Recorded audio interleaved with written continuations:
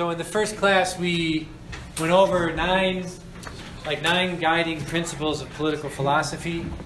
One of the big ones, which we want to discuss in the entire class, is the nature of the different corporate bodies that make up society, social and political life. Every corporate body has some authority. I think as we saw in Plato, right? Usually every corporate body has some sort of a constitution. But the constitution, of course, is really what's set by the leaders of that corporate body. Justice is determined. When we discuss justice, we discuss what are the relationships that exist between the various persons and corporate bodies that make up political, social life, right? And justice is what is due or what is owed to you as a person or to you as a member of a corporate body in relation to the other corporate bodies. We call this relationship contracts. Right? Contract is the basis of justice. Now, we also saw that, and we'll see this, I think, especially emerging in the second half of the course, that really there's four fundamental principles that it's kind of essential, or four fundamental realities that it's essential to wrap your minds around when thinking about political life. One is the common good, right? That which enables the whole and the parts in relation to the whole to flourish, to be healthy, to do what they're meant to do, and based on their relationship to being and their relationship to nature.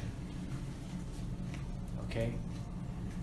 The second big principle, of course, is the human person, composed of body and soul, created by God, meant to live in society with others, which means justice is of fundamental importance for understanding how we live in society with others. Then there is subsidiarity. Subsidiarity is which enabling that each part within the whole, right, can exercise the self-dominion that's proper to that part. And then solidarity, which is that even as much as we are a part of the whole, we also understand that we are part of a body, right? And we are concerned about the other parts of the body, and we're concerned about the whole as well, and all the various parts living in harmony, you might say, with the whole.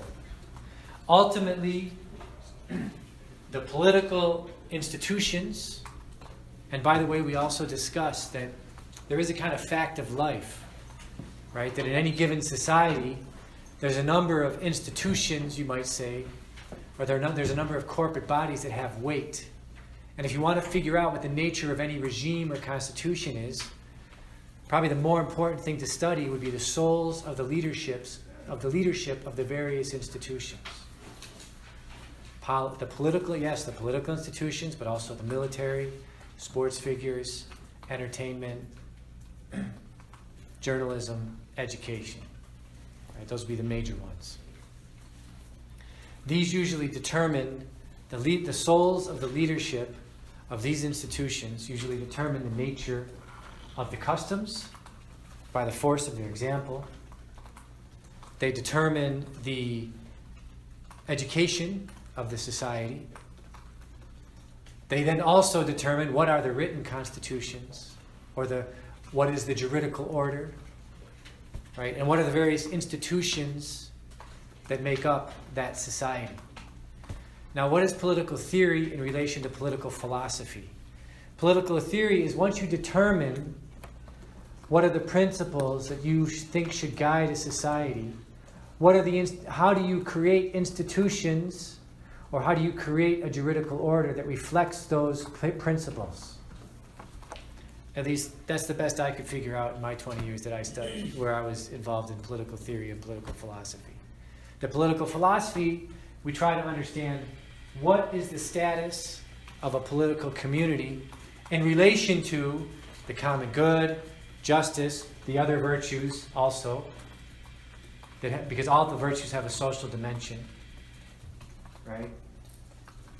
So political philosophy is coming to an understanding of what is the common good, what is the human person, the family, the relationship of the other virtues in relation to the common good, solidarity, subsidiarity, right?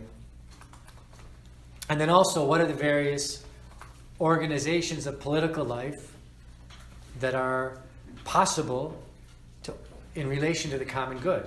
The city, right? The ward within the city, or the section, or whatever name you want to come up with. The neighborhood, the city itself, the ethnic group, the nation, the state, and also the last thing, I didn't mention this in the first class, but of preeminent importance, especially in the last 100 years or so, but I think we're going to get back to this also, of preeminent importance, even going back to the ancient world.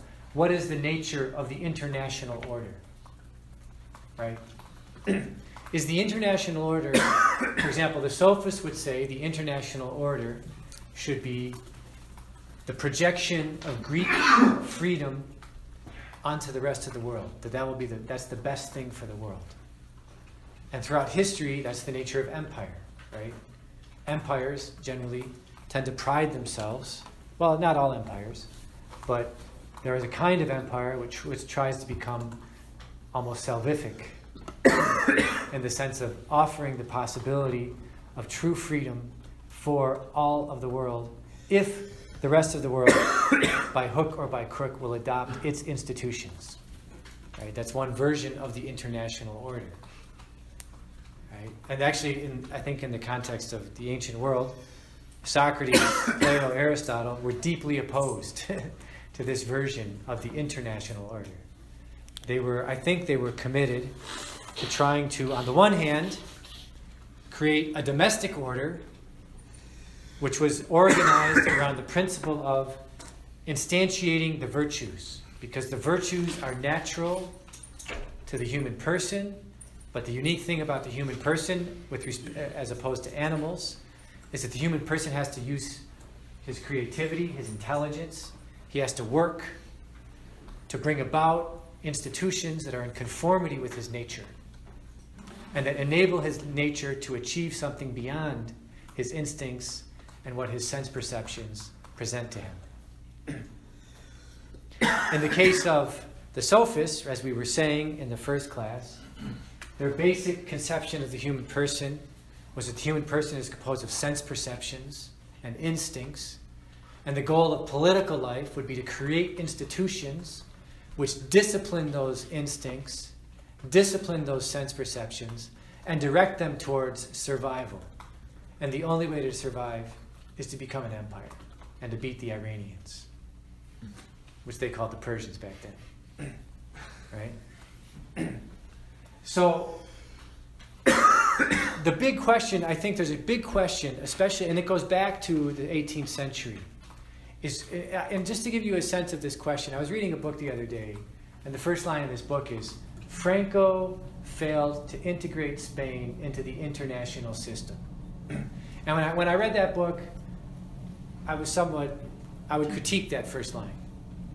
Because the reason I would critique that first line is that I think the real way to write that first line is, Franco failed to integrate Spain into the Anglo-American system.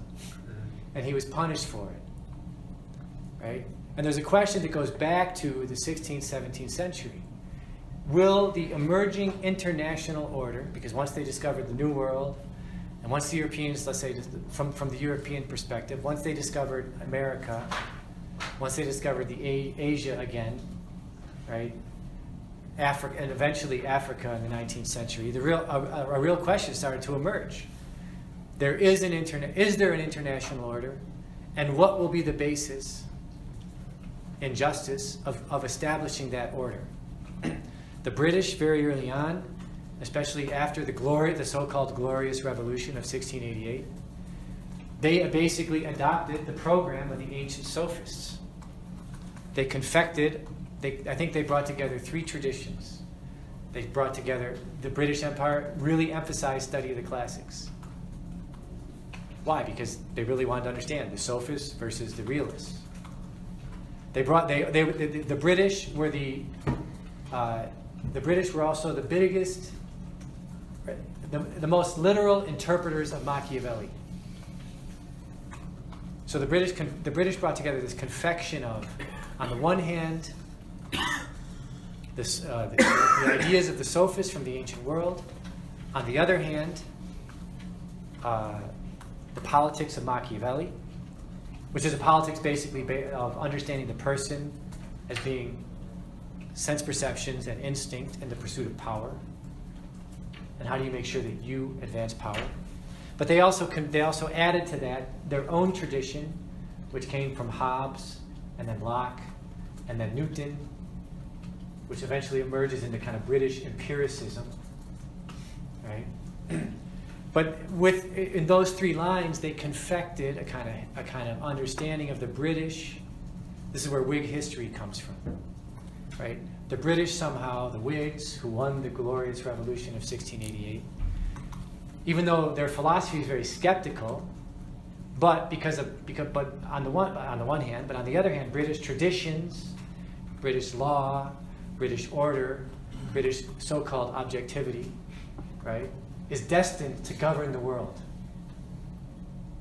Right? And so the big competition that emerges in the 18th century is, will there be an international order based on justice and virtue and the common good, or will there be an international order based on the hegemony of one country? Right? And the British, if you ever go to the Vatican and you see the doors of death, right? The doors of death is a beautiful little statue that I think it was Alexander the VI had it put up. But it's basically a skeleton with like a monk's coat on top of him. And then to the left of the monk's coat is a woman standing on the globe. The woman represents the church, right? And she's standing on the globe, and Britain, there's a thorn coming out of Britain into the toe of the woman, right?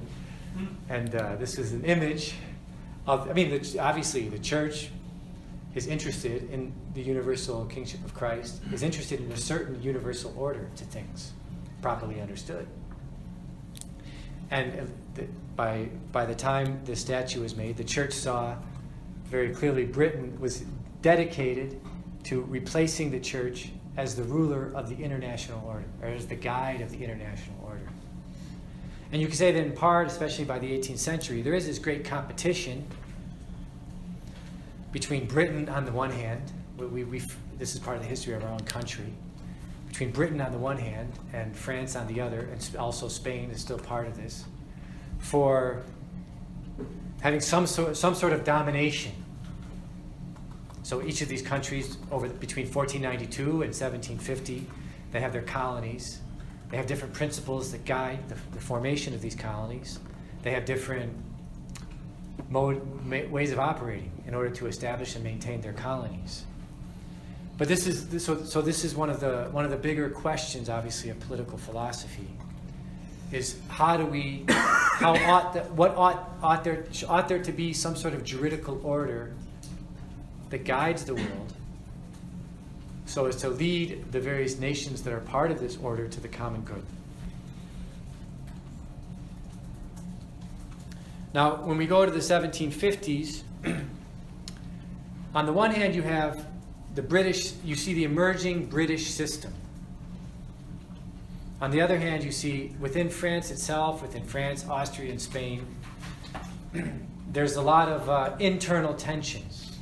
There's two major wars in the 1740s to the 1760s. There's the War of the Austrian Succession, and there's then the 7 Years' War, which we call, our way of participating in that was called the French and Indian War. Now, just to say some things about political philosophy, like what's the landscape like at this time? Because the landscape is nothing like what I just described to you. But we're going to try to use some of the concepts I just described to you to explain the landscape at this time. You could say that, okay, the War of Austrian Succession, you could say the French won, but they got nothing out of it. The French and Indian War, the 7 Years' War, the French lost. Okay, the British lost the War of Austrian Succession. The British won the French and Indian War, or the 7 Years' War. If you look at it, if you kind of hone in on just, let's say, because at this time the biggest competition was the French versus the English. In general, there's something also in Rome. Whenever you go to uni, there's this one little building in Rome dedicated to the English fashion. It's kind of right off the Via del Corso, kind of between the Via del Corso and the Gregorian. And it's built in kind of the British style.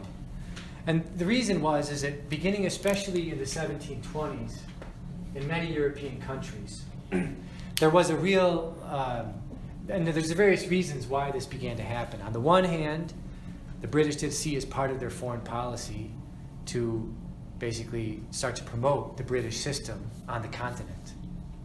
Right? So they, for example, the British consciously got a hold of the postal roads, going from the Netherlands into Austria, Germany, and France, and going into Italy, because that was a way by which they could get British material into these Catholic countries. Right?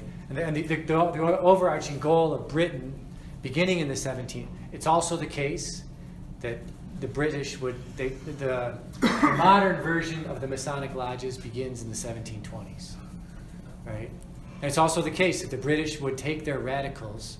So there were a number of radicals in Britain so the revolution of 1688 in Britain, the Glorious Revolution, when the Whigs take power, it's commonly portrayed as like a democratic revolution.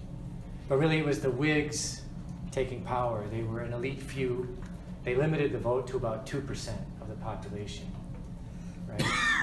And there were some Democrats in England, the radical Democrats, who were deeply critical of this hypocrisy, right? It's not that they were not pro-Catholic. Many of them verged towards deism or agnosticism or atheism. And they formed a great problem within Britain itself. But the British strategy at this point was basically to enlist them and then use Masonry among other institutions to export. The idea was to export the radicals into the Catholic countries, or the so-called Catholic countries, with the idea that these radicals would agitate for revolution. They would bring about a revolution in the various countries that would bring about a constitutional monarchy like what existed in Britain. And that constitutional monarchy, like a constitutional monarchy in France or Spain, would make peace with Britain. How did they practically export these radicals? Like, what are examples of these kinds of people? So, well, John Toland was one. Another one was Voltaire. Voltaire spent his formative years in the 1720s in Britain. He had contacts with the Masonic lodges. I mean, it was cultural contacts.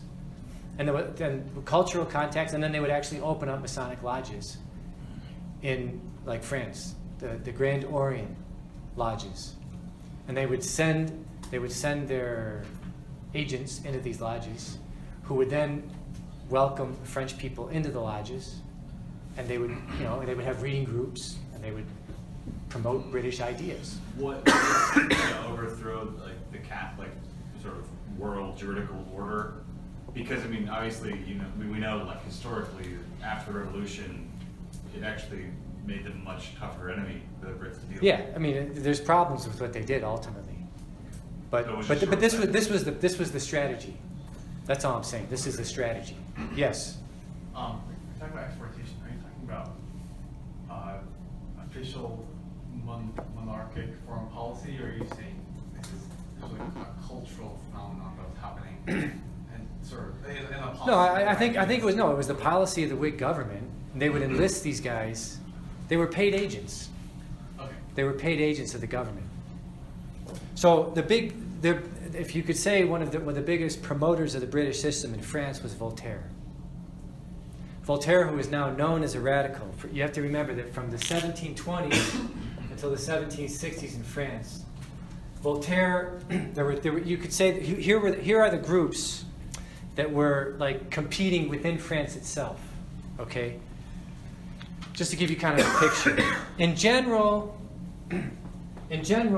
there's the court. The court was generally regalist. The Bourbons. They were at this point. Louis XV is the ruler of France. Those who were around him, they were generally educated as Lockeans, right? They were Catholic. They were baptized Catholics. Louis XV was a terrible Catholic, right? He went 30 years without going to confession and not going to communion for obvious reasons, Trump-like reasons. Okay, Bill Clinton-like reasons, but he was, I'm not saying that Trump is him, but, no, I'm just saying that, he was a Catholic, he was a believer, but he was like the typical New York businessman. He was a complete naturalist, right? He didn't know anything like the common good or anything like that. I mean, it was all just realpolitik as far as he was concerned. You just act according to instinct and common sense. He's a typical like Catholic New York businessman, from what I can tell, from the baby boomer generation. In many ways, actually, the years 1720 to 1820 are very much like our own, from a philosophical standpoint. Right? So, obviously, the Regalist Party is they're pro-monarchy. They want a strong monarchy. It's tradition of France to have a monarchy. As far as religion goes, there's a lot of interesting debates that take place in the 18th century, but basically, they don't want the Pope or the bishops to have anything, they don't want the Pope or the bishops to have any control over the church other than maybe making sure that communion is properly given out. No, there were huge debates in France in the 18th century, for example, about receiving the last. There's a huge controversy in the monarchy of Louis XV over getting a ticket to receive the final sacraments. Right? And to get the ticket to receive the final sacraments, the question was whether you had to go to the king or the courts, not the church, to get the final sacraments. It's a huge. It's really. I don't want to get too much into it, but the idea. So in regalism, the king controls everything in the church, and there were a lot of bishops in the 18th century that were more than happy to just be like agents of the king. Whatever the king wants, that's what we'll do. So this myth of like the church is controlling the French, right? Or ever since Constantine, you hear it, sometimes you'll hear this in political philosophy circles. Ever since Constantine, the church controlled the kings, and they burned heretics, and they, burned books and this and that, and it was all just despotism and tyranny until, the American Revolution and the French Revolution.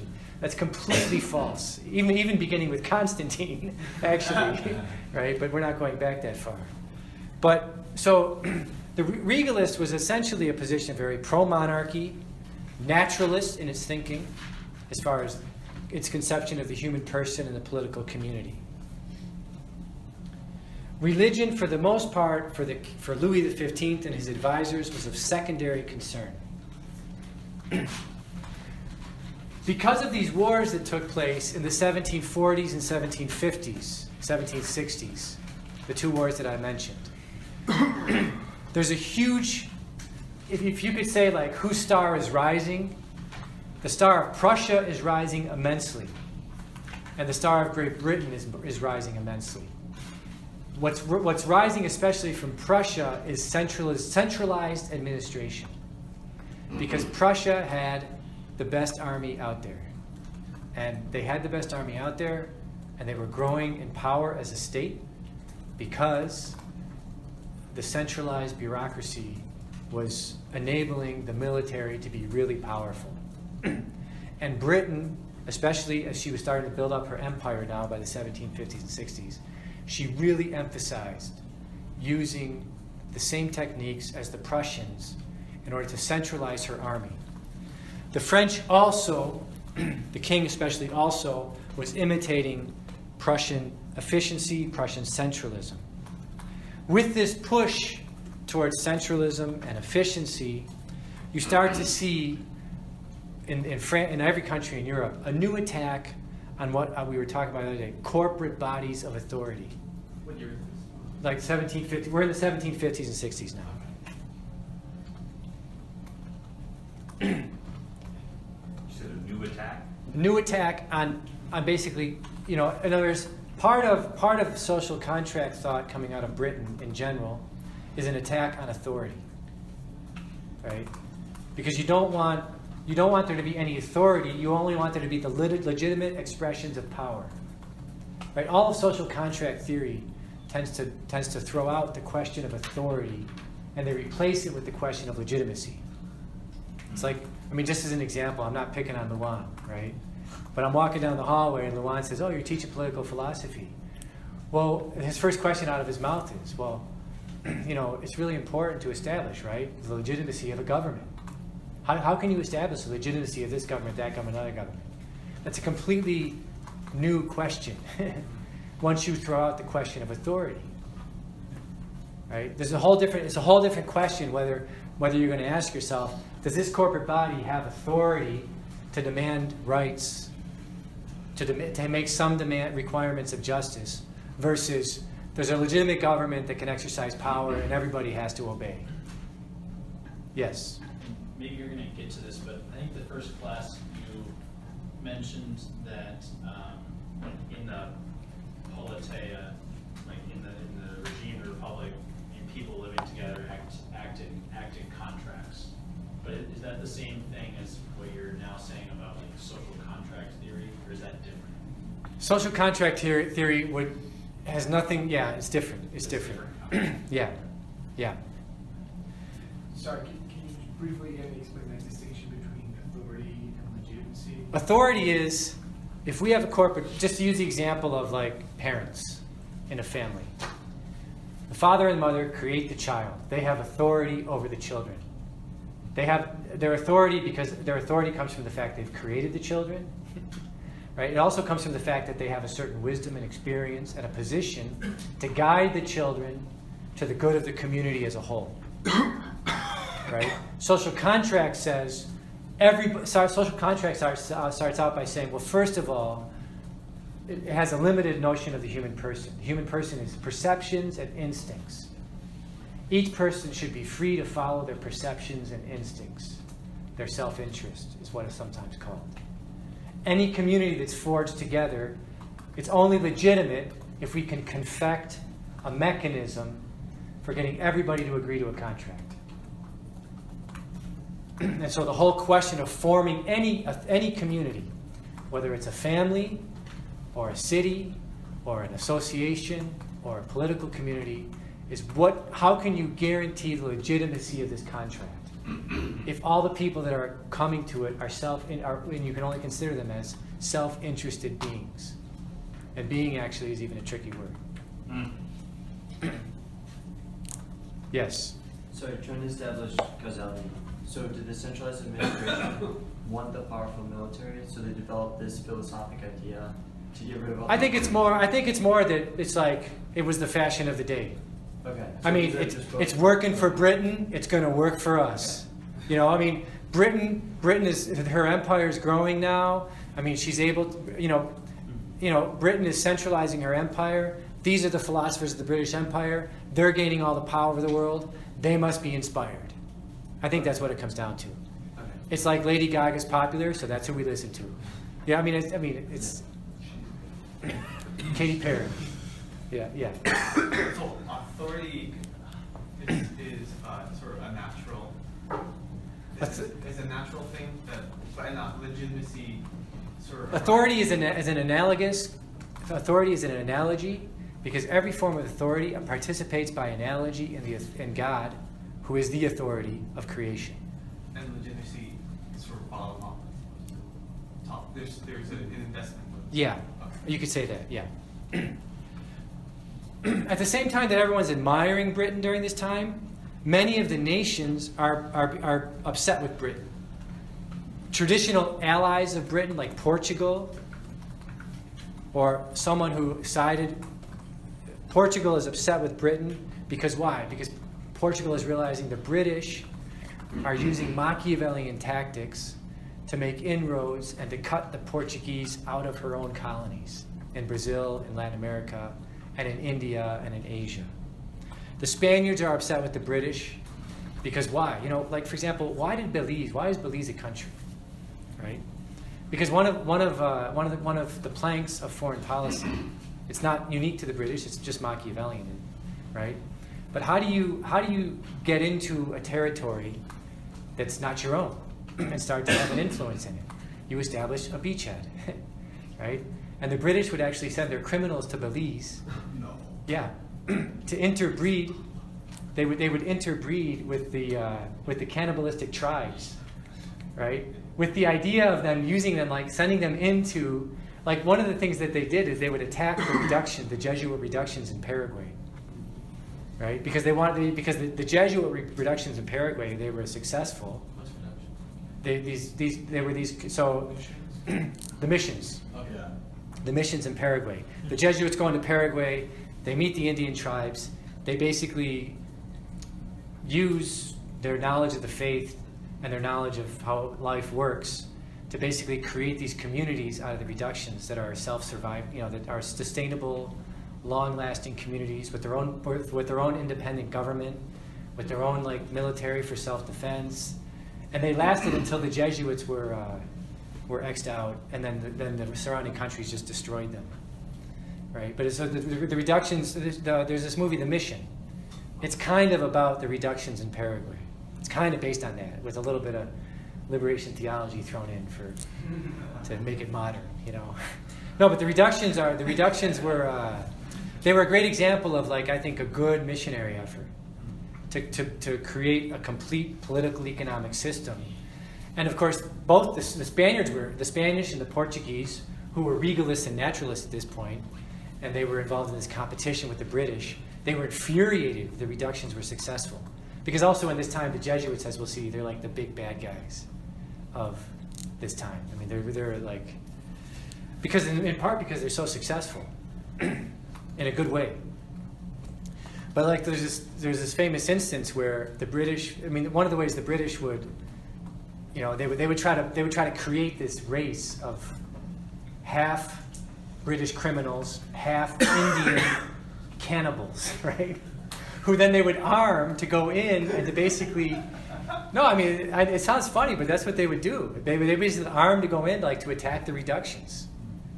And in fact, when the Jesuits were first starting the reductions, they actually appealed to the Pope to get permission to use arms, because they said, look, I mean, these crazy British Indian types come in from Belize, and they basically, you know, they just wipe us out. And so we want to teach them at least defensive war techniques, so they can, like, win a battle, right? We're not going to go take over Belize, but just to defend ourselves. So the Pope gave the Jesuits and the reductions special permission, that they couldn't use the arms, but they could use the arms to train the Indians how to fight defensive techniques in battles. So the first time that the British came in after the training, the Indians they beat them in battle, and then they tore their hearts out and ate their hearts. Wow. And so the thing is, these particular Indian tribes, they were like always the losers before this. So the Jesuits thought, well, they're not cannibals because they never eat anybody, right? But the reason they never ate anybody is that they always lost, right? They were it was like the Cleveland Browns, you know.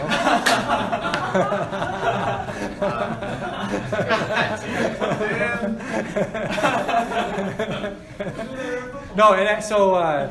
Hey, But- 2025. So this is the other side of the story. No, but actually, so the Jesuits, it's interesting also, these reductions, the Jesuits really, in dealing with the Indians, it's a point of political philosophy.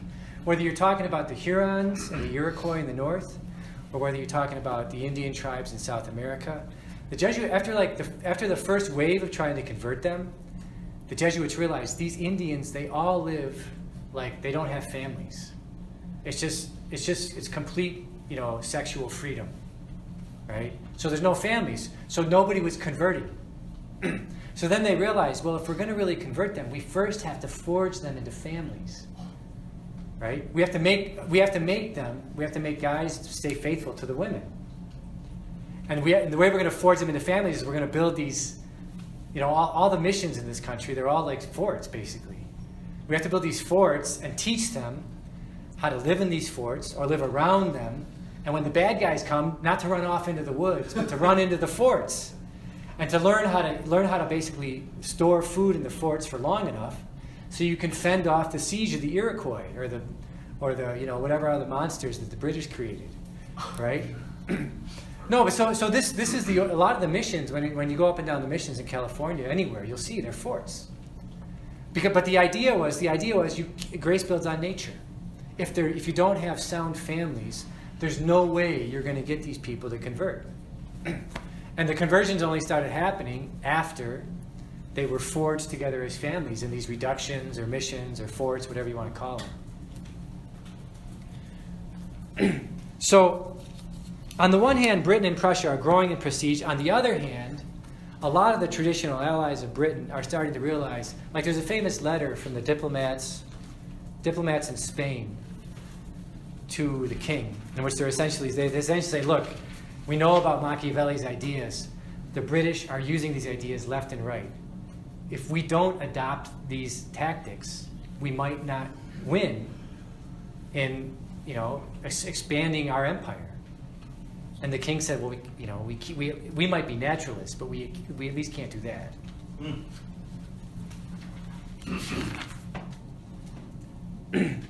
Now, looking at the church, so in France itself, you also have then within the church, right? You have a lot of the bishops themselves. They're naturalists and they're craven slaves of the regime. This is the best thing I can say about them. Right? They're just more than happy just to implement whatever the king and his advisors want. You also have in France, you have the Jansenists. And they tend to control the courts. The Jansenists in general are very critical at this point, they're very critical of all the religious orders. We'll get to the religious orders in a second. But they're very critical of all the religious orders. They want to see more parish priests. And the way that they think you can control society is through the courts. When you say courts, you mean the royal court or the judicial? I mean, in France they're called the Parlement. And they would be the equivalent of the judiciary in our society. I mean, it's a little different. But like the Parlement, like the Jansenists would make these arguments. They would say, the Parlements, the power of the Parlements goes back to the founding fathers of France. The barbarian tribes that lived in the forest. They wrote these sacred words on the Constitution that gave the courts power, right? And the Jansenists were convinced the way you're going to save the French Republic, or not the Republic yet, but the way you're going to save the France is through the courts. If you have strong courts, if you have good, faithful jurists that implement the constitutions that came out of the forests that our founding fathers gave us, you will save France. Oh, France! But they in general did control the Parlement, right? The Jansenists were also super critical of excessive control from Rome. Yes? So the Jansenists, that's like a heretical movement. It's complicated. Yeah, basically it's How they get control of the courts? because they were super popular. They weren't heretic. I mean, they weren't really heretic. I mean, it's complicated. Pascal was a Jansenist. Right? I mean, the Jansenists were super... I mean, the Curie of Ars was a Jansenist. Okay? I mean, as a spirituality... Yeah, there's two kinds, right? As a spirituality... I mean, there were some crazy Jansenists, yes. The heretics. But as a spirituality, it was very popular in France, in the Netherlands. And actually, at one point, the Jansenists get kicked out of France. And they go to the Netherlands. Yeah. And And the British help them to kind of go down into Austria and Italy. And they become very influential in Rome. is that the old church? Hang on. Right? Right? So the Jansenists, and in general, the Jansenists are all for like local powers. You know, they're critical of the monarchy. They want local powers. They want the powers of the Parlement. Right? So they're very. I mean, in other words, this is what makes up the French Constitution, right? In the 1750s and 60s. You also have, within the church, you have a small, I would say this was a minority, but you have what's called the Devout Party. The Devout Party are the followers. They trace their lineage to people like St. Francis de Sales, St. Vincent de Paul. They emphasize devotion to the Sacred Heart of Jesus. And they're in general, I mean, it's kind of funny, the Devote Party, they're in general horrified with everything that's going on in French politics during this 18th century. But they don't know what to do. They tend to, as far as education, they tend to emphasize classical training, but like, Greek and Roman literature. They're English majors, or literature majors. Right? The Devote Party would all go to Dallas and major in English literature. Okay? I mean, just to give us a sense of what we're dealing with. I'm just trying to make some comparisons here, okay? So you can enter the subject matter more easily. I have to start with what you know to lead you to what you don't know. Okay?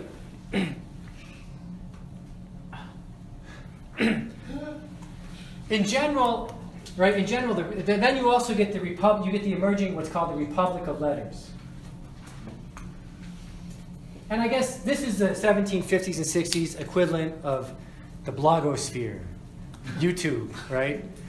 But instead of blogs, they had pamphlets, right? And in the Republic of Letters, you start to see that there's there tend to be heroes in the Republic of Letters, right? So the big hero until 1760, one of the big heroes is Voltaire. Voltaire, after he leaves England in the 1720s, he's kind of, he has this famous he has this famous expression: our goal is to crush the church. Why do we want to crush the church?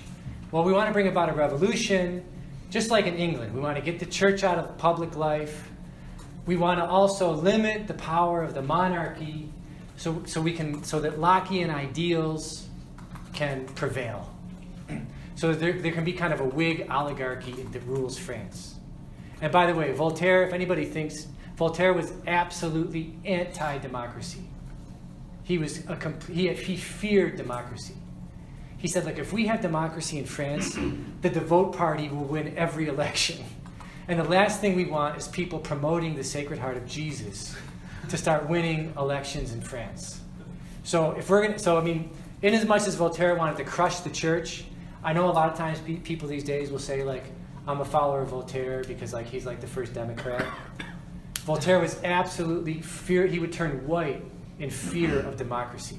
He wanted the republic. He wanted a revolution. He wanted the new government to be called some sort of republican government. But he, like most moderate liberals of his day, wanted nothing to do with democracy.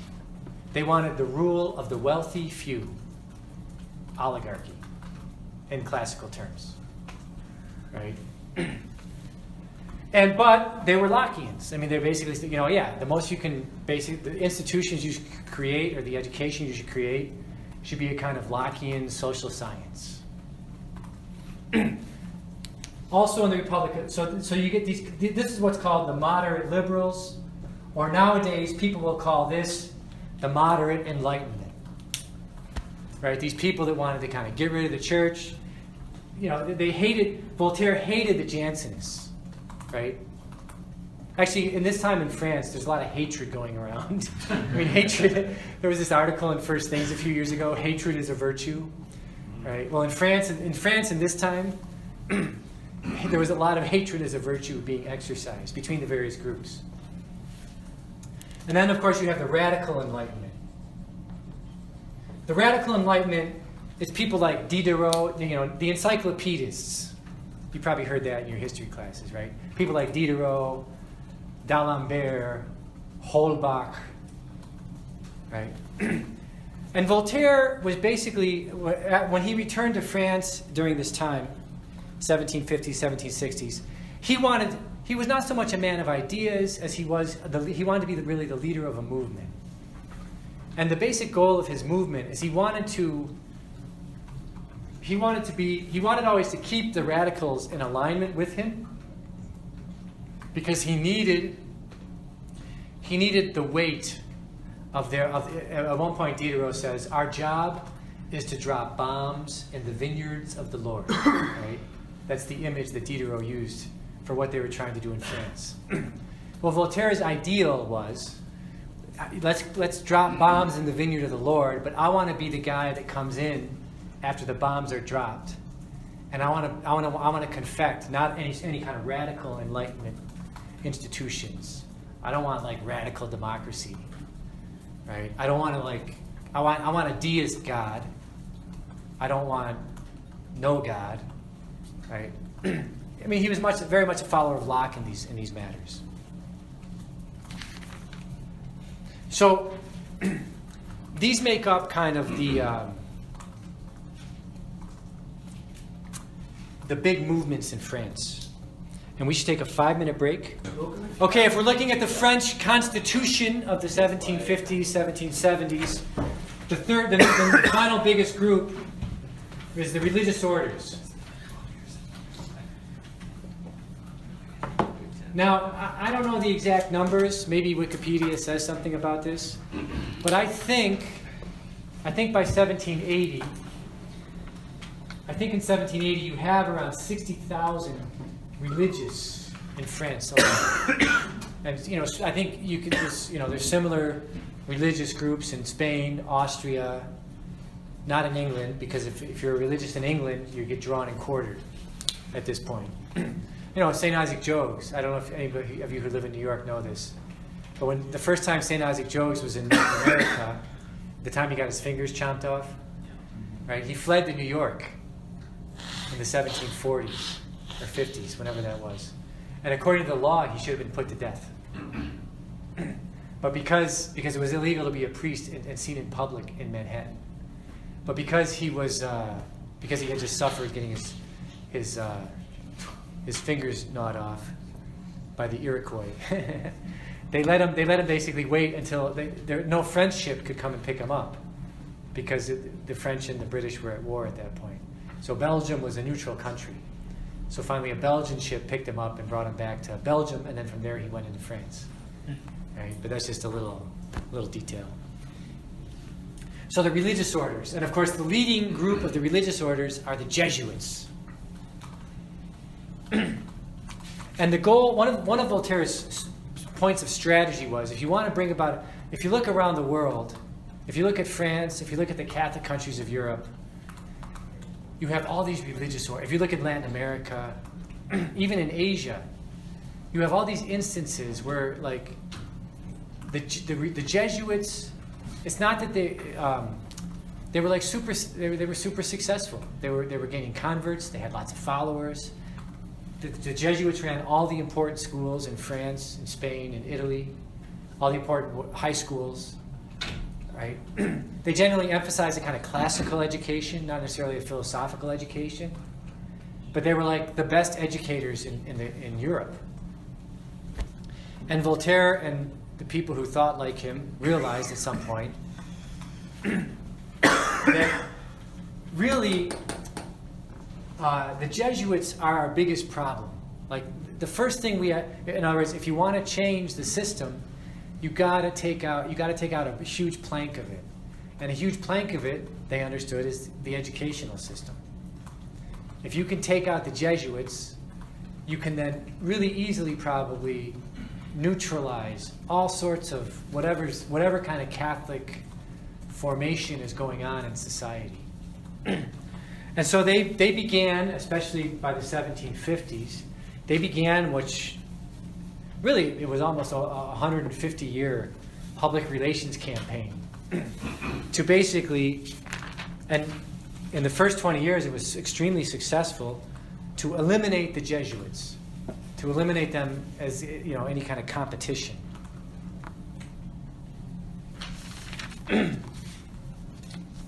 Before I get to that, I just want to say a few more things now. So these are the big parties.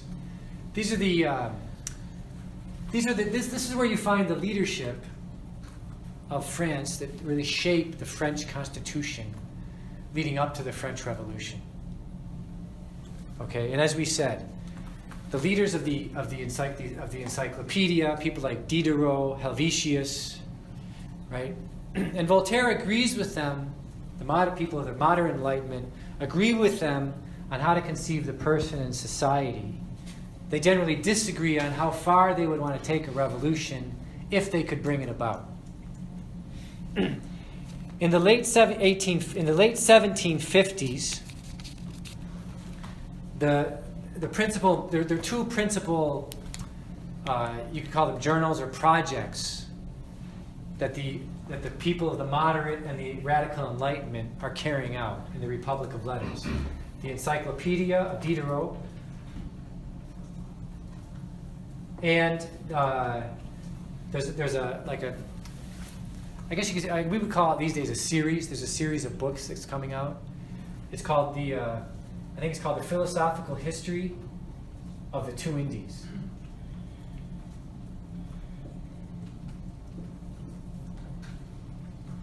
And in these, you could say that at this point, before these works kind of become more well-known, or more well-known what their true objectives are, Voltaire is in general allied with the radicals, but he's also very much allied with the monarchy.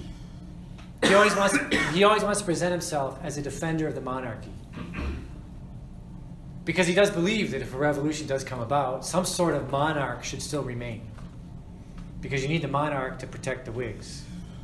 I would say also in this system, and you start to see this in the French Revolution, in this system,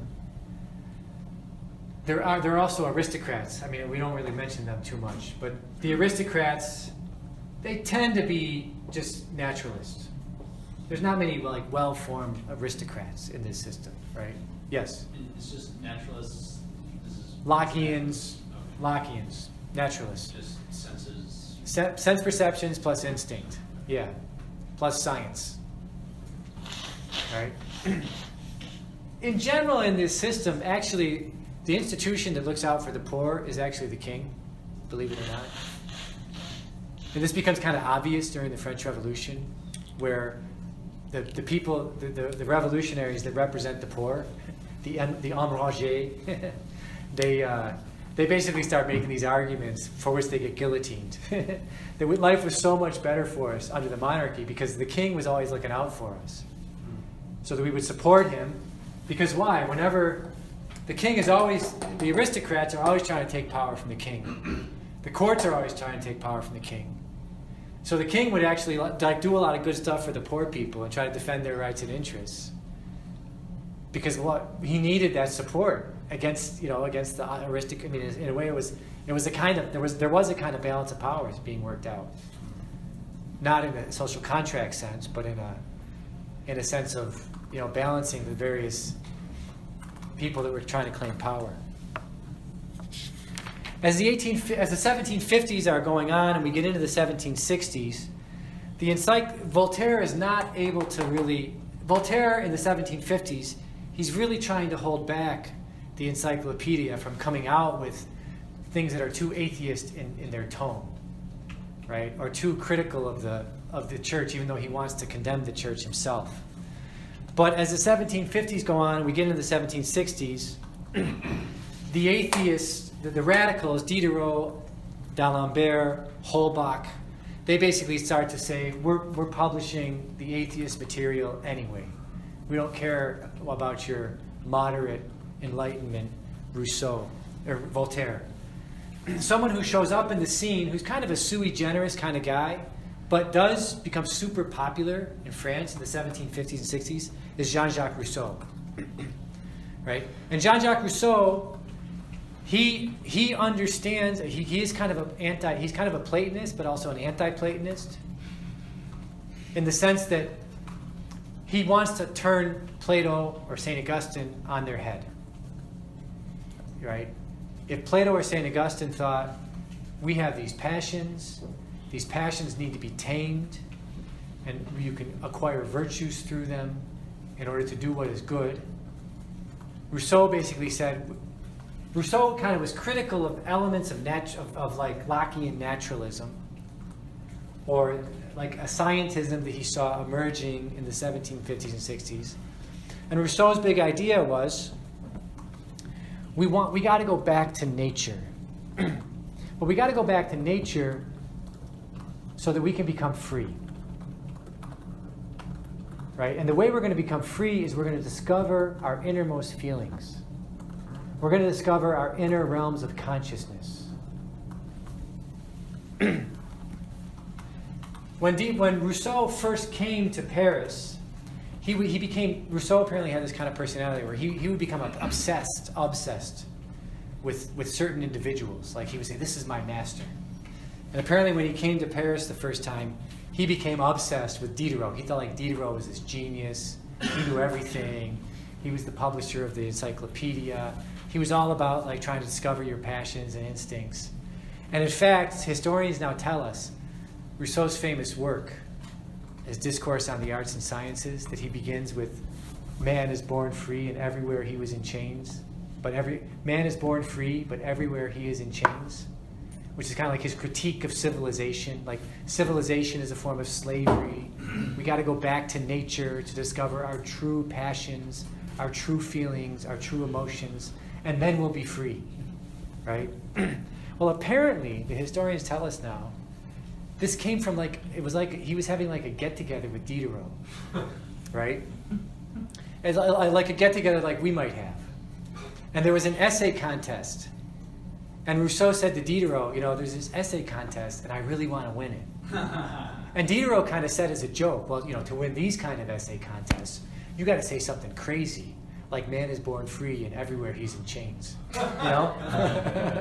And Rousseau was obsessed with Diderot at this point, and he basically said, yeah, I'm going to do that. So he took the joke seriously.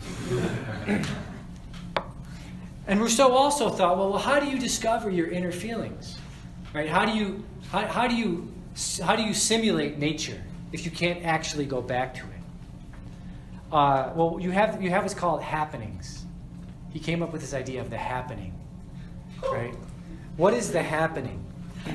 The happening is you try to gather together as many people as possible, like thousands of people if you can, for a musical event or a theatrical performance or a speech of some sort. And usually what will happen in these happenings is that in this gathering, people's deep feelings will come out. Right? The feelings that if they truly follow them, they'll become free.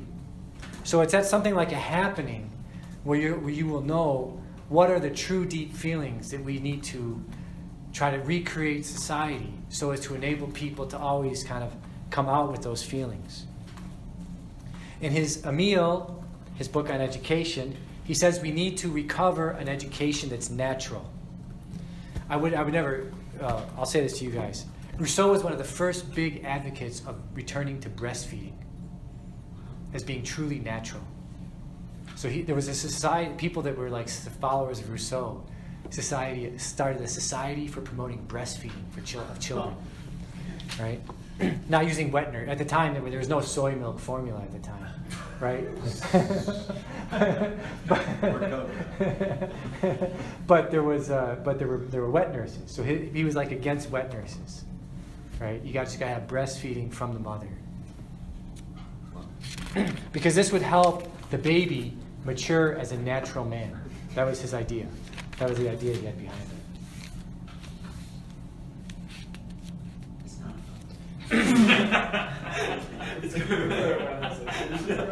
Just to make it clear in this time, I mean, I might have already said it, but a lot of the Catholics at this time, a lot of the Catholic intellectuals, if you want to call them that, they really were adopting some version of like faith and scientific pragmatism, or faith plus naturalism.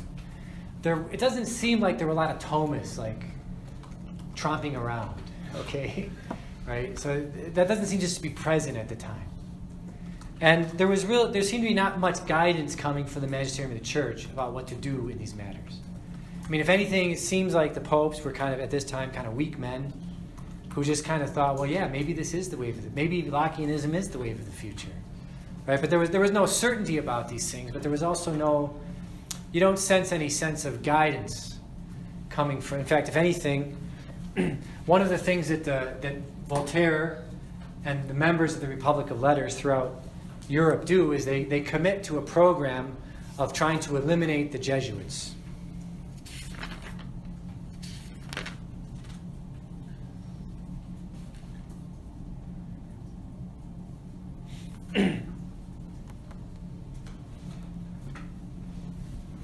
Before I get to that, I just want to now speak about, well, in the 1760s,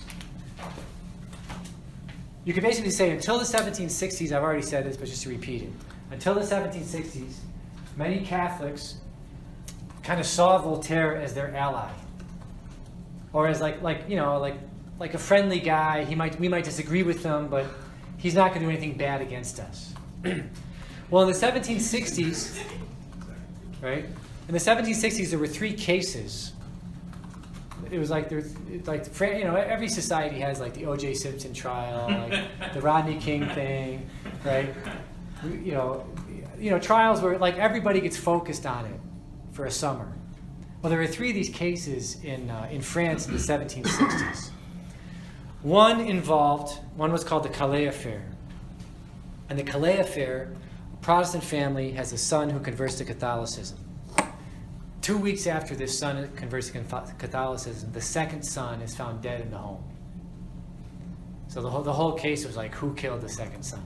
Like the first son became Catholic? So Protestant family has 2 sons. The first son becomes Catholic. 2 weeks later, the second son, who's like 16, 17 years old, he's found dead in his home.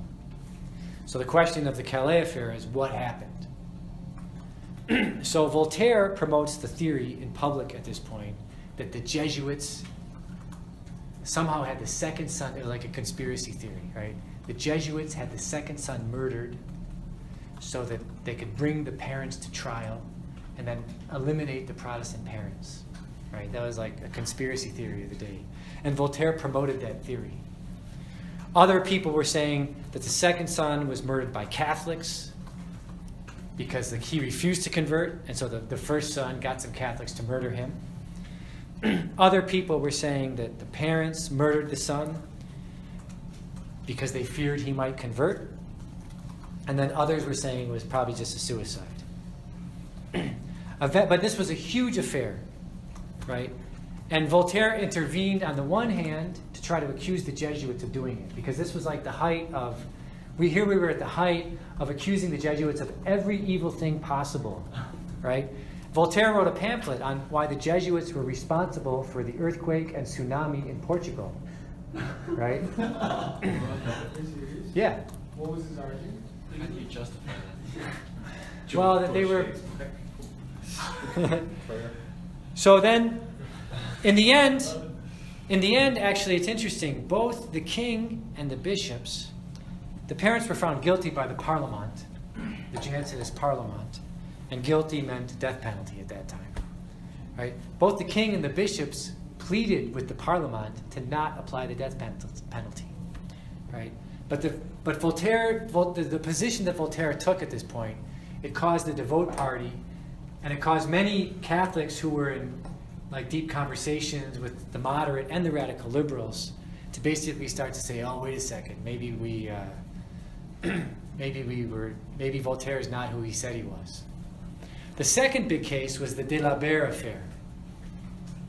In the De la Barre affair, there's a boy, about a 17, 18-year-old boy. So now one of the things that when the British controlled the postal roads in the 1720s, they started using one of the things they started using the postal roads for is to get British pamphlets into France. The other thing they started using the postal roads for is to kind of get pornography into France. There's this part of Paris called the Palais Royal.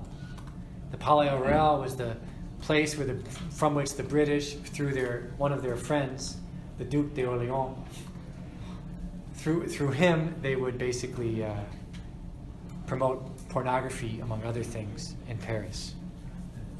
Right? So this one fellow, De la Barre, he was a 16, 17-year-old boy. He starts going around, I forget what city he was in, but he starts going around vandalizing churches and religious objects and even making murderous threats against people. When the police go to his home to arrest him, they discover piles of pornography and the writings of Voltaire. Right? So Voltaire takes up his defense in the Republic of Letters at this point. Okay? And he basically tries to make this De la Barre a martyr of freedom and philosophy. Eventually, the Parliament, again, they find this fellow guilty, which means the death penalty. The bishops and the king plead for clemency, but Voltaire depicts the bishops and the king and the Jesuits and all the religious and the devout party as all on the side of barbarism and injustice, darkness, and the black reaction. That's incredible. It's funny, even Diderot thought at this point Voltaire had gone too far. But the Catholics at this point are now super horrified at Voltaire. They're super horrified at the moderate and light. They now think Voltaire is actually not moderate, he's a radical. So what do? They rush into the arms of Jordan Peterson. I mean Jean-Jacques Rousseau. In short, Jean-Jacques Rousseau is the Jordan Peterson of the 1760s.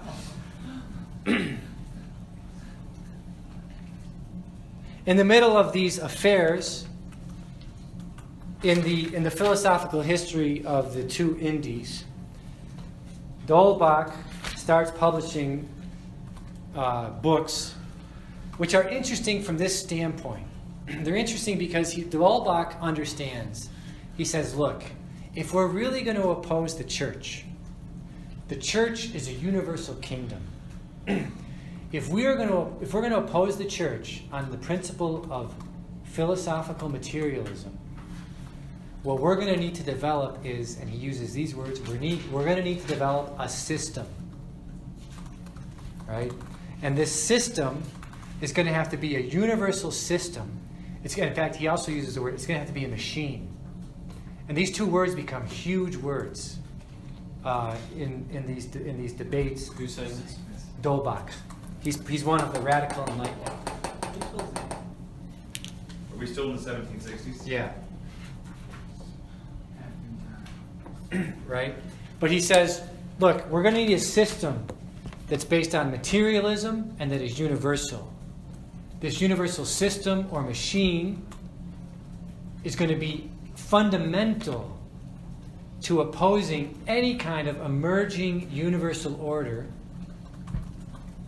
that's based on ignorance, that's based on despotism, that's based on priestcraft, that's based on the black reaction, right? And they were deeply opposed to the existence of the Jesuits and all religious orders. And by the way, also, hopefully I'll say more about this at the right moment. But the king also, and the Jansenists, they were also deeply opposed to the Jesuits and the religious orders. In part because why? Jesuits, religious orders, just the mere existence of these things goes against any form of naturalist political theory. Because what are these? These are corporate bodies which have a certain social authority that's independent of any social contract. Right? And also, by the way, the naturalists are also against, really, the Parlement. Because why? It's a social body that has authority that's not based on the social contract. And the things that the religious orders do, they have public manifestations that are inefficient, that they go against centralization. Because what do? They do stuff like they promote devotions to the Sacred Heart.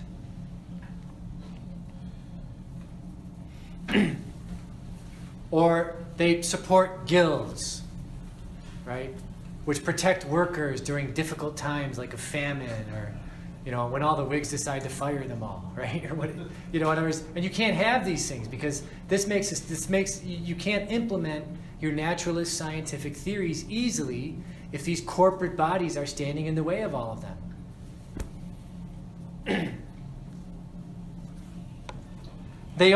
D'Holbach also realizes we need a system, we need a universal materialist system if we're going to confect something that rivals the emerging British system.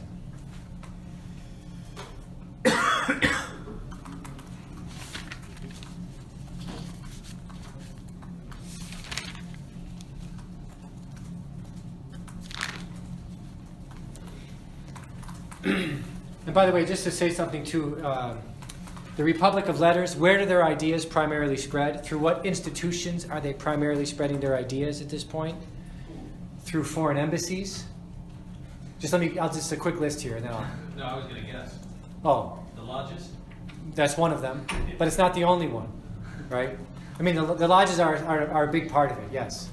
But also through foreign embassies, because in foreign embassies, like the British Embassy can protect, right? Coffee houses, places like Starbucks, right? Salons that are run by wealthy women. And sometimes the ideas are also spread through the police. Because the king will sometimes send his agents to confiscate the bad ideas. But the police are sympathizers with the radical Enlightenment people. So they'll gather up all the stuff and then give it to the Republic of Letters people, like at the next meeting of the salon.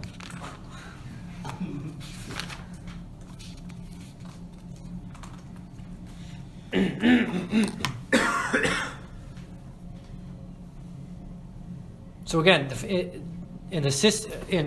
Dolbach starts to write in the philosophical history of the two Indies.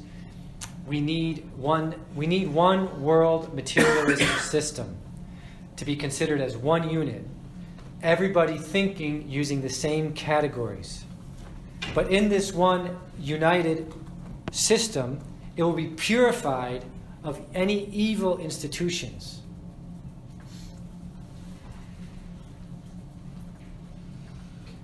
It will be a system of legitimacy.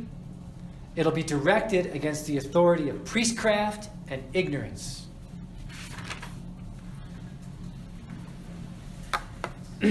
By the late 1760s, the leader of the Devote Party is convinced that Catholics are now without any help in the French system. But that their best hope to oppose the system of people like Dolbach is to at least try to get the throne to protect them. Yes. And what was the system or the language that everyone was using before this period, or was there just so many?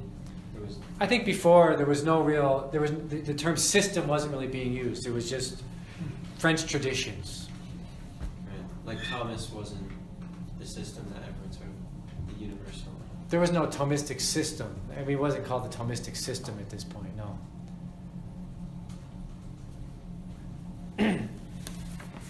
I think the Devote Party at this point in the Catholics, though, their alliance with the king, they even understand it as being very tenuous. But at this point, I think in this confluence of various parties that are making up the society, they realize they don't have many allies. Jeff, can you give us a sense of the numbers here? I mean, like percentages, like aristocrats, devotees, the Republic of Letters kind of people, the followers there? It really depends on what part of France you're talking about. Okay. But I would say probably 60% of the French would be devote or devote sympathizers, even though they're just like normal people. Mm-hmm. It's like, I'm Catholic, I'm with my priest. It's probably like 60%. I'd say about 30% were Jansenists or Jansenist tendencies. Yeah.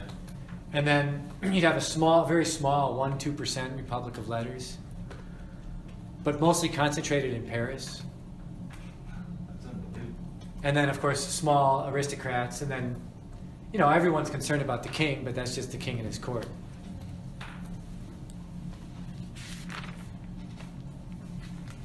Sorry, what did you say about Jansenists? How much? Probably about 30%. That'd be my guess. In one of Dolbach's writings, where he's promoting the system, he actually sees the emerging United States by 1780. This book is a book that appears over like 20-year period.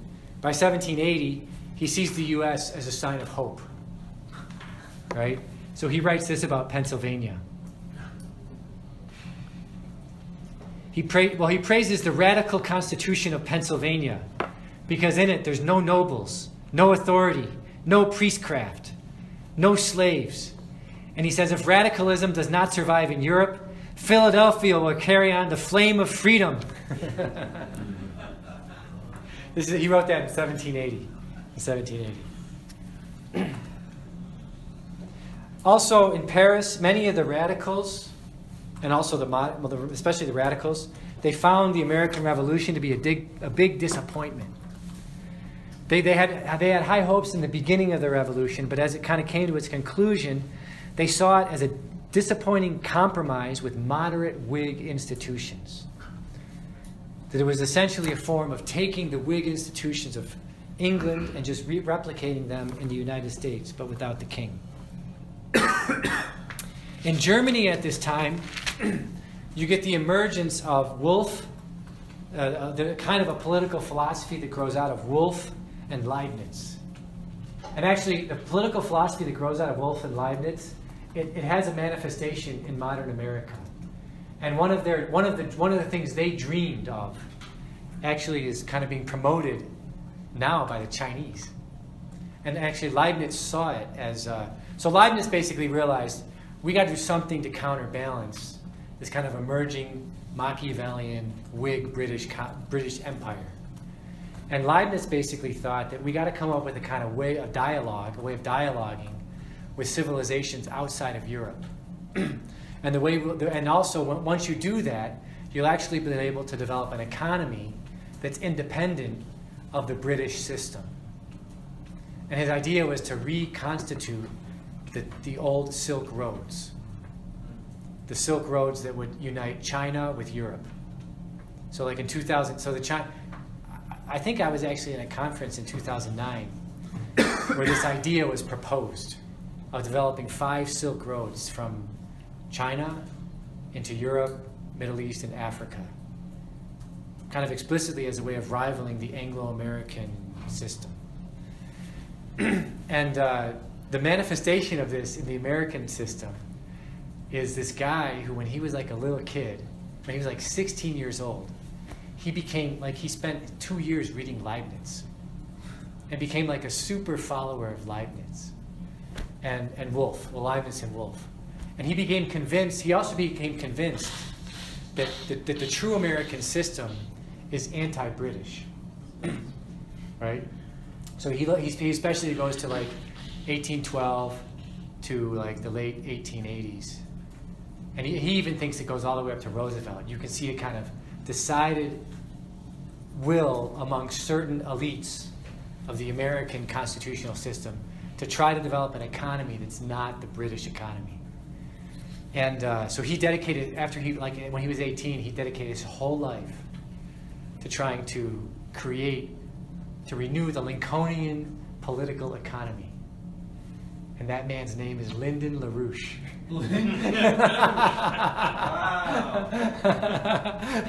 And actually, so Lyndon LaRouche ran for president in 1988, right? And he just ran for president just based on like going out on the streets and his followers going out on the streets and trying to. He was famous in the 80s and 90s for producing all these conspiratorial pamphlets.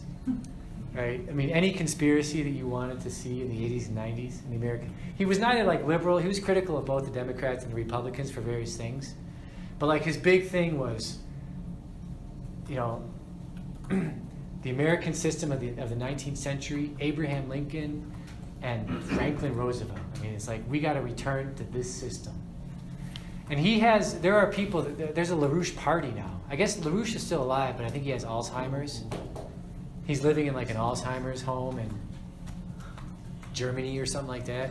And his wife is kind of the leader of the party. And they have a party. They run for. They're like they run for. LaRouche Pack. The LaRouche Pack. For that in New York. Yeah, LaRouche Pack. They have LAR LaRouche. No, actually, they actually put out some very interesting YouTube videos. No, they do. They take some of their conferences and they put them out, and they like there's one that just came out on the true nature of the political economy, right? And it's funny, like it's at some of their conferences they'll even start quoting papal encyclicals, like they'll quote Rerum Novarum and Quadragesimo Anno, and they'll say stuff like, you know, these are the real ideas that we should be striving for in the American system. And I don't think they're especially Catholic. But anyway, I think this is a natural ally for us now. if you don't have many, and you're looking, if you don't have many and you're looking for one, no, but I think I think LaRouche, if you want an example of like someone who took seriously a modern philosopher, who's like now your typical Lockean, and like tried to develop it and apply it actually in the modern world. Because in 2009, I was at this conference in 2009 with a bunch of Russians and Chinese, and he proposed the One Belt, One Road, which is now actually being implemented. So you might say, yeah, the guy's like a crazy conspiracy theorist who tried to run for president, but he's actually his whole. I think he's an example of someone who had no political power, had no money, and was just convinced that the force of ideas could change the world, right? And he committed his whole life to it, and he actually spent his whole life like trying to come up with practical solutions that he thought would solve the world's problems.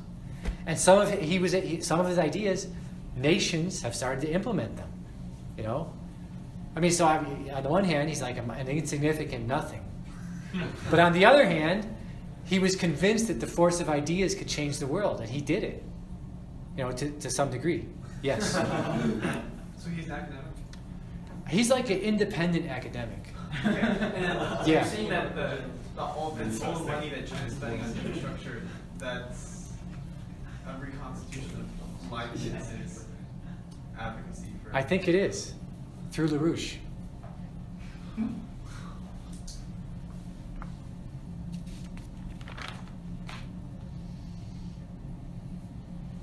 You also start to see in Germany during this time the same replication of the moderate and radical ideas. The kind of one exception here is Kant, Immanuel Kant. Kant sees himself as a member of the radical Enlightenment, but he doesn't want to reject God. He doesn't want to go as far as being an atheist, but he admires Rousseau. The only portrait that Kant had in his home was a portrait of Jean-Jacques Rousseau. Right? And Kant meditated deeply. There was two big problems that Kant faced as a young man. One was, how do you overcome human skepticism? Right? And for Kant, the way you overcome human skepticism is through we go over this in modern philosophy. We went over this last year. The synthetic a priori. Right? Before any experience, you can discover something that's both true and real. Before any experience of the world. Kant also thought that there had to be a way to take this Rousseauian exploration of inner feelings, our deeper consciousness, and to make it practical. And so it's Kant's meditations on Rousseau's adventure into the inner feelings, and also Rousseau's understanding of the will as being predominant, that he develops into practical reason. And for Kant, practical reason is the categorical imperative. And the categorical imperative is basically if you can find something inner within you that you can universalize, well, that's something that then you have a moral duty to do, and everybody has a moral duty to do. Kant helps to give birth to many things in Europe and in Germany and in the world. He helps to give birth to this whole movement. He helps to give kind of birth to this whole movement within Germany that it's possible to discover within German consciousness and within German past, Romanticism, a system that can rival the British system. He helps to give rise to nationalism because you can look within you and you can discover these deep feelings within you that are your national spirit. He also helps to give rise to this notion of universal rights that we'll see emerging. Because why? You can look within you and you can imagine any kind of right. And if you can unite that with your intellect, you can universalize it. So it's not rights based in nature. It's rights based in what you look within you in the imagination, and then what you can propose as being universally applicable in the world.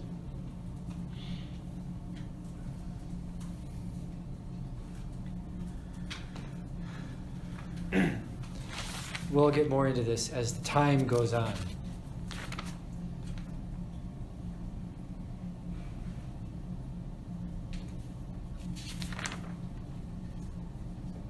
Now, basically, I've been kind of foreshadowing this so far, but what happens to the Jesuits?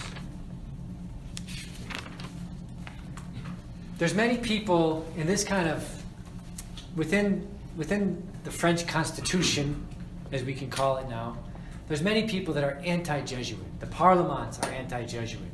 The Republic of Letters are deeply anti-Jesuit.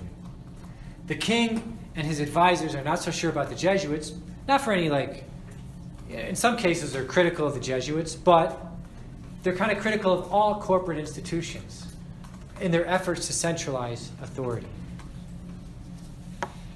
But so basically, a lot of the king's advisors, by the time you get into the 1760s, 1750s, 1760s, a lot of the king's advisors are super sympathetic with the moderate enlightenment or radical enlightenment.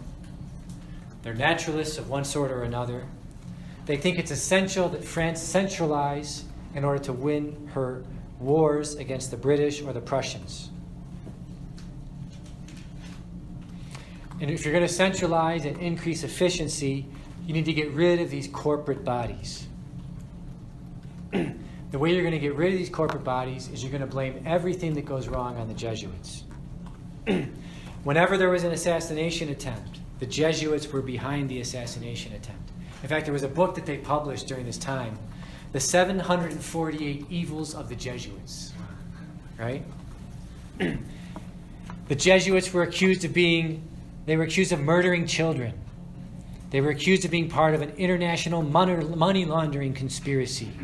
They were behind assassinations of the king. They were against free markets.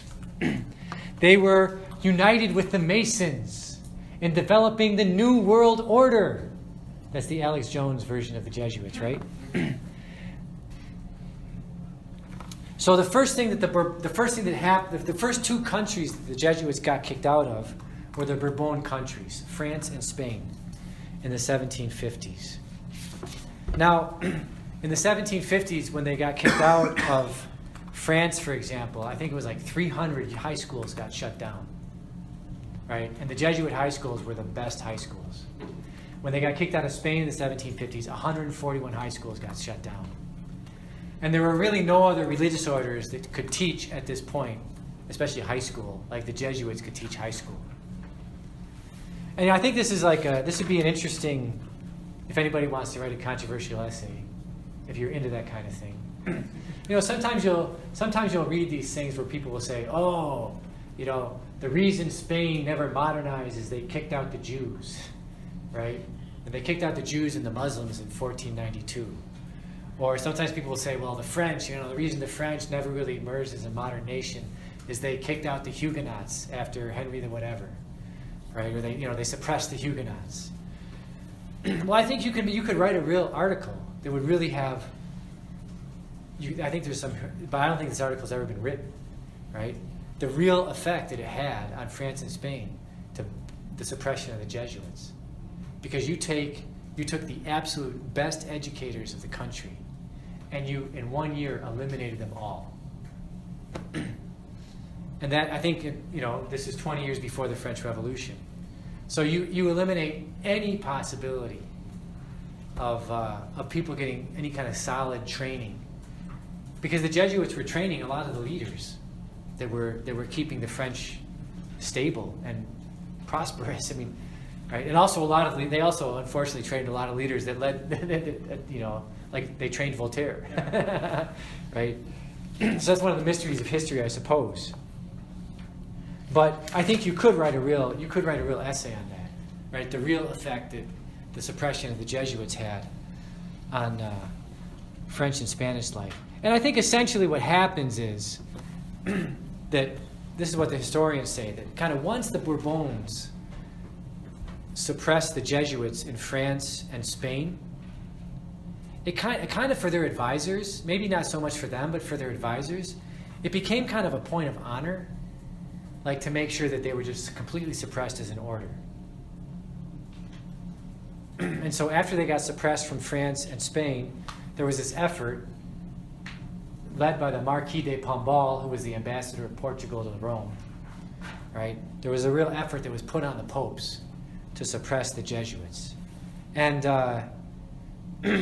Actually, what's interesting too is that as they so as soon as the Bourbon suppressed the Jesuits in France and Spain, they were convinced that the Jesuits were out to assassinate them, right? Which led to kind of further reprisals against the Jesuits.